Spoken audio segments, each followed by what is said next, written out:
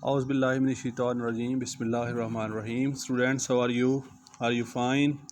I hope you will be fine and all right at your homes. Today we are going to start your second chapter, second lesson of book 1. We have already completed first chapter along with exercise. So it's first reading of this chapter number 2. इसका मैं साथ तर्जुमा भी करूँगा और इसकी reading भी करूँगा. This is the way. जस ये वो रास्ता है. बाप बेटे से कह रहा है. जस बेटे का नाम है. सेड माई फादर, मेरे बाप ने कहा. Pointing with his cane. Point का मतलब होता है इशारा करना. विद हिज केन, केन कहते हैं छड़ी को.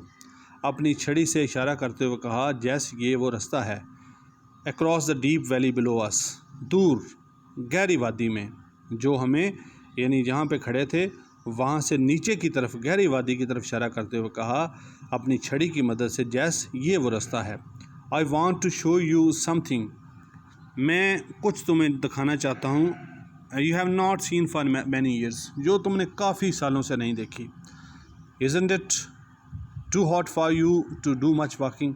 क्या आपके लिए बहुत ज़्यादा गर्मी नहीं है कि आप पैदल चल सकें? बेटा बाप से कह रहा है. आई वाइप्ड, मैंने साफ़ किया, पूंजा, द स्ट्रीम ऑफ स्वेट, पसीने के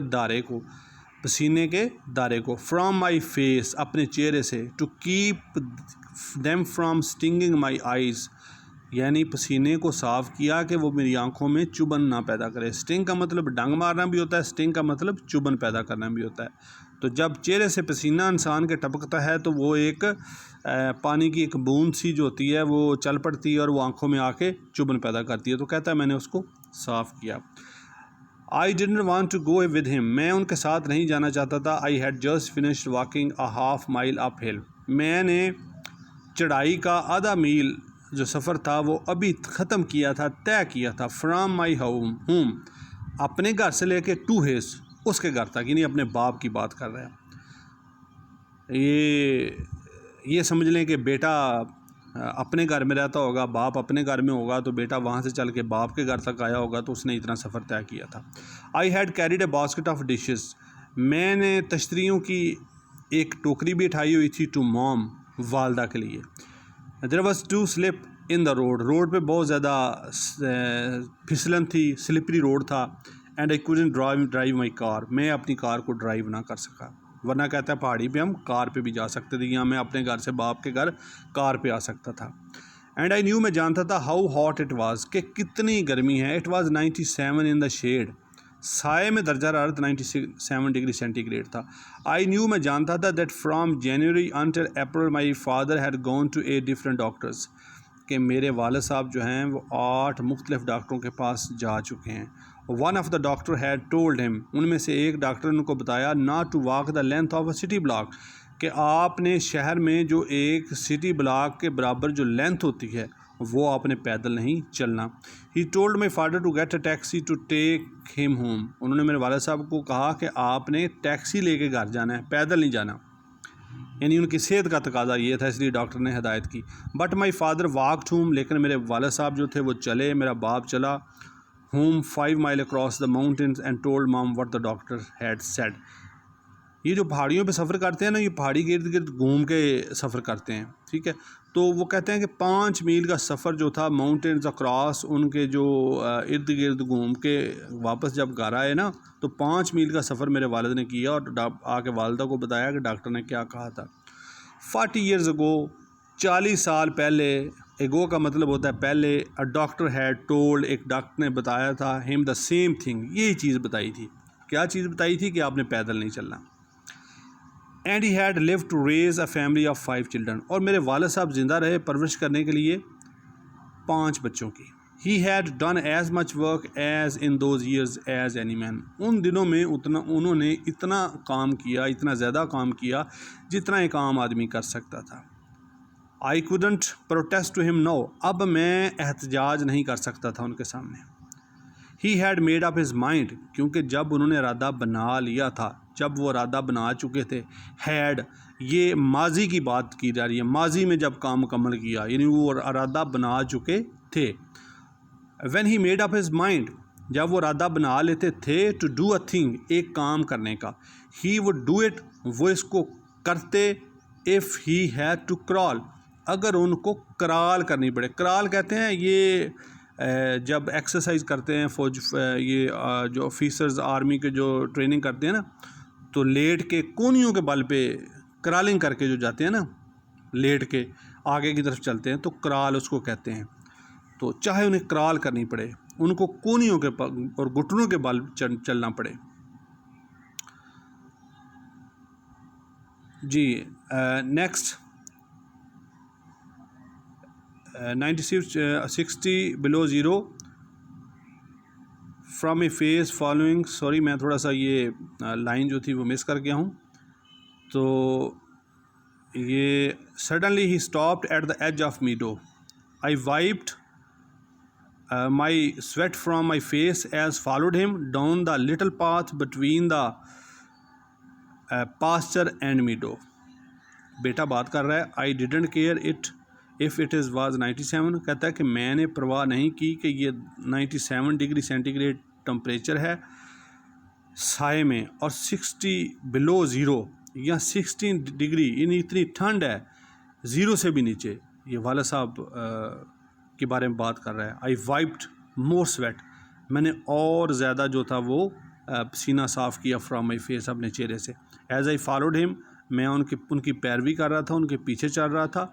down to the little path, एक छोटी सी पगडंडी थी, between the pasture and the meadow, एक चरागाह और सब्ज़ाजार के दरमियान से। सडनली ही स्टॉप्ड, अचानक वो रुक गए। At the edge of the meadow, एक चरागाह जो थी उसके कोने पे।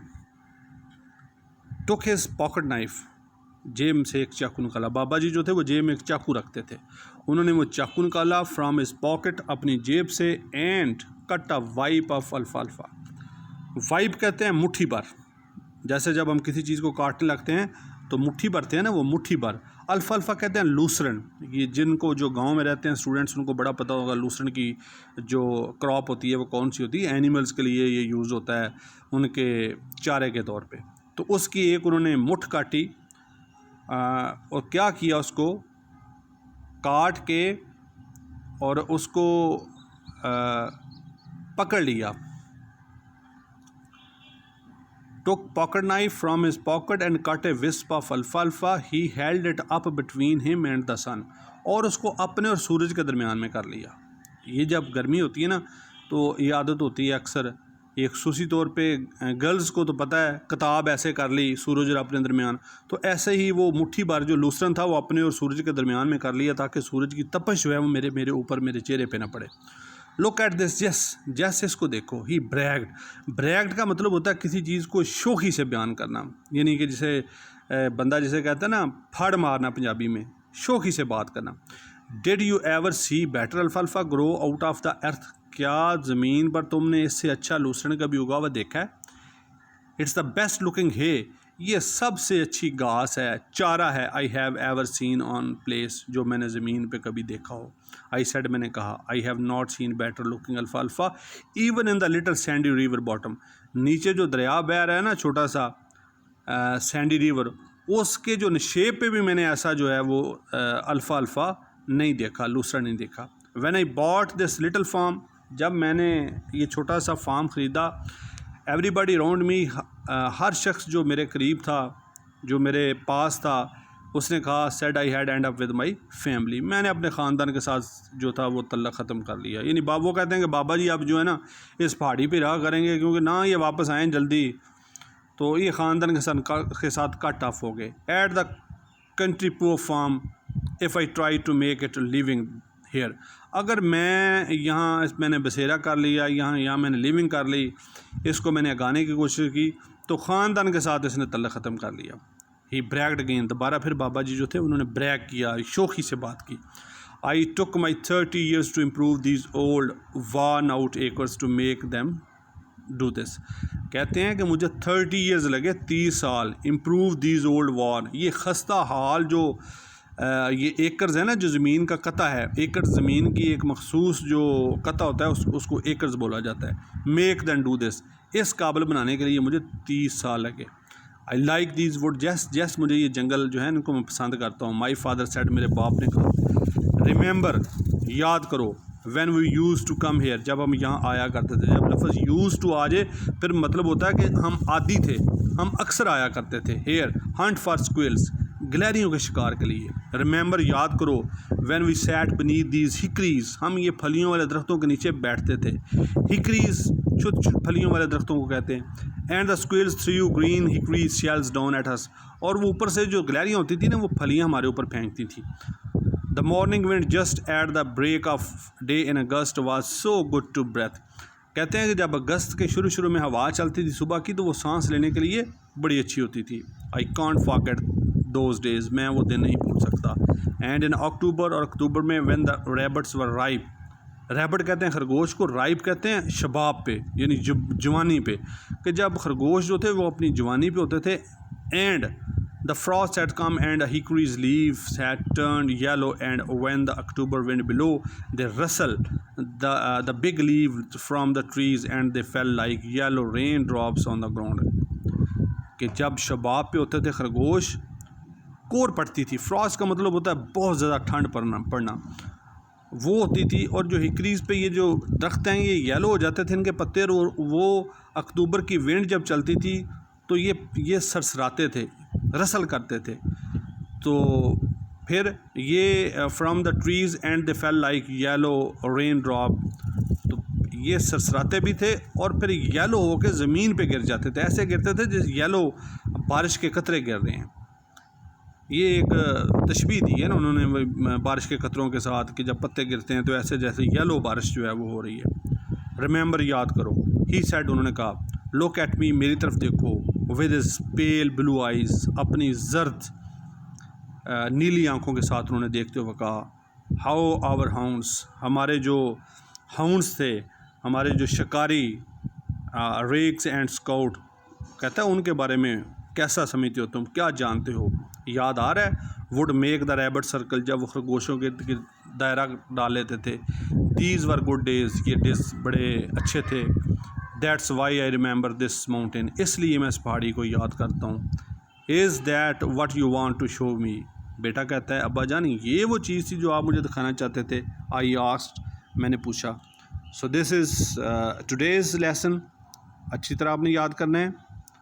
और इसके मीनिंग जो हैं, मैं अब आपसे मीनिंग के टेस्ट लिया करूँगा, मैं आपको वर्ड्स भेजा करूँगा, आपने मुझे उनके मीनिंग्स बताने हैं और फिर उनको अपने सेंटेंसेस में यूज़ करके बताना है, ताकि मुझे पता चले कि आप एक तो कॉपी कहीं से नहीं कर सकेंगे। जब आप एक वर्ड लिखेंगे साथ उसका सेंटेंस मुझे भेजेंगे तो मुझे आइडिया हो जाएगा कि वाकई आपने अपनी एबिलिटी से ये सेंटेंस बनाया है। तो खुश रहिए, थैंक यू वेरी मच।